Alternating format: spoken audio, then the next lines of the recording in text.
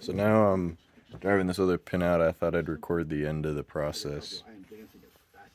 So I started out hitting it just with this silver dead blow on this end to flush it out. After you get this guide off, you can turn it all the way around and get a good angle on it.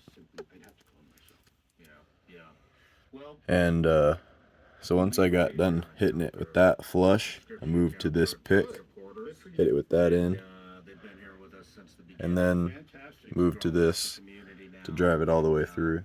I wouldn't be sitting here without them, and neither would you be. So, one thing I offer them is to ask each and every guest. This one is from Jake William.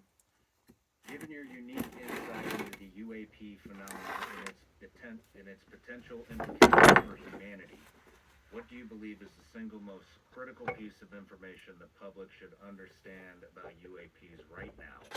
And why do you think this information has been withheld for so long?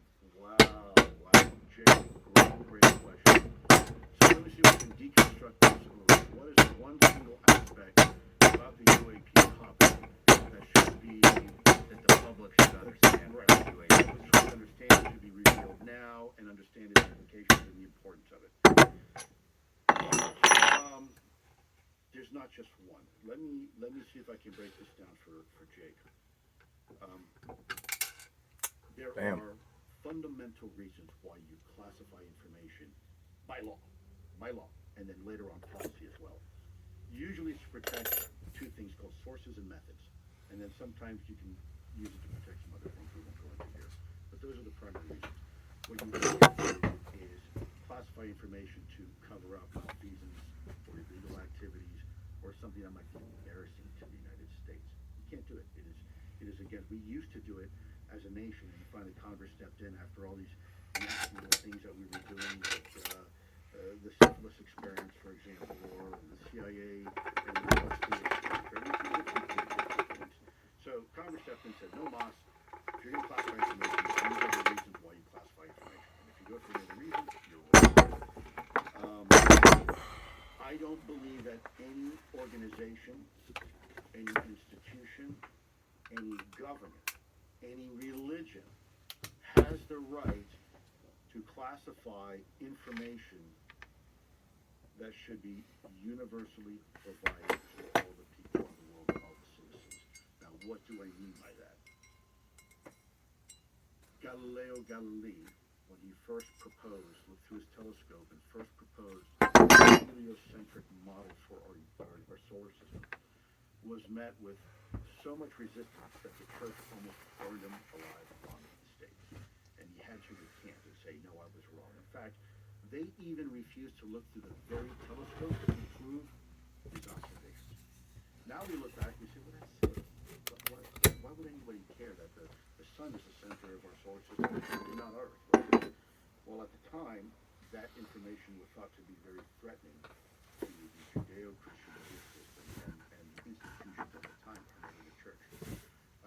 So they, in essence, they tried to classify that idea. Don't tell the world. So you got a hole here and a hole here. That makes sense because this pin goes through here too. We look back, hindsight being 2020, we realize that was dumb. Why would you ever do that? Why would you stop somebody from telling the truth? I think this topic is very much the same thing. Look, we tell everybody in modern terms today that North Korea has atomic weapons, and that's not classified. The fact that the Earth is not the center of the solar system is not classified. Now, what is classified is the fact that maybe North Korea, how those atomic weapons are delivered and their flight characteristics and their targets. Gotcha. And you want to keep that classified.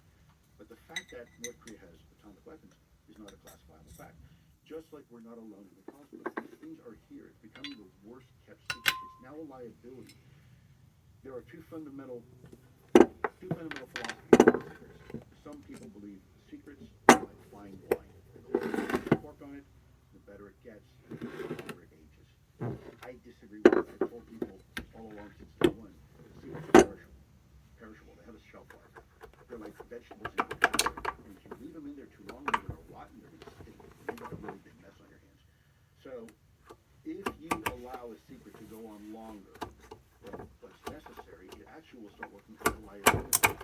And ultimately, we've seen seen with the JFK files, to erode the faith and confidence and public trust in the very institution that secret was there to try to protect. This is no different with the UAP topic. It is so obvious at this point, and our adversaries know it too. To keep the mere fact of the existence of UAP from the public knowledge, I think is a disgrace. I don't think any organization, like I said, or government has the right to keep that fundamental truth away from the American people. That's not their business to do that. Now, if you want to say, well, how these things actually work, and because we obviously don't want North Korea or some rogue nation having that capability to hurt us, I got you. But to deny the existence of it, I think that's counterproductive. I think it actually works against trying to reinforce and instill faith and confidence in our government.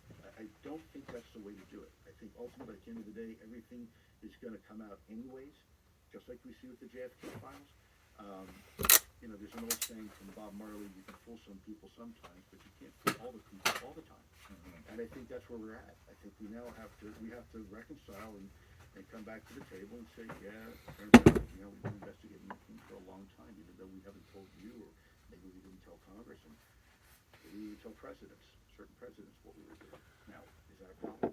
Yes. But we can figure that out. We can get over that. What we can't do is afford to really bring more faith and confidence. Faith and confidence right now in our government, at least was at an all-time low. Most people do not trust their government. That's a problem in democracy. That's a very. I'm one of them. Hey, brother, we both served our Uncle Sam. I got you. And sometimes, if you really love something or love someone, you have to tell them what they need to hear, not what they want to hear. And this is a case, I think this is why I'm having this conversation. The government needs to know what it is. Honest with the American people. I know what I was part of. My colleagues know what they were part of. We know what we see, and so do the pilots, so do the radar operators, so do the special operators, so do the CIA personnel. Cat's out of the bag, guys. Cat is out of the bag. So back to the question here. What is the one thing that should be revealed? The fact that we are not alone in the cosmos. In our 200,000 years of existence as modern Homo sapiens sapien as a species, and only really been the last 100 years we have the technology to even begin to explore our cosmos. Is it possible for a research for intelligent life that in all that time, Earth being 4.5 billion years old approximately, that intelligent life found us first? Yeah, statistically, yeah.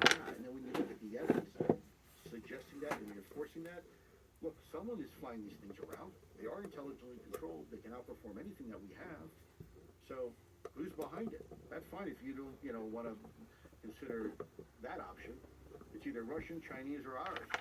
And it's not ours. We've already said it's not ours. We don't have that capability. And we damn sure hope it's not Russian or Chinese, because then we're really screwed. Oh, by the way, we've been dealing with this topic now for the last, 70-some years? Can you imagine, look, when these things fighters, we talked a little bit about Senator Ted Stevens and allied pilots and these food fighters during World War II. Let me ask you a question, Sean. Right on the heels of World War II, we had this rash of flying saucers being seen and UFOs that were, in some cases, radar returns in the early 50s doing 10 to 13,000 miles an hour. Okay. Where were we? Well, we had just come out of World War II. We became the world's premier superpower. We had barely broken the sound barrier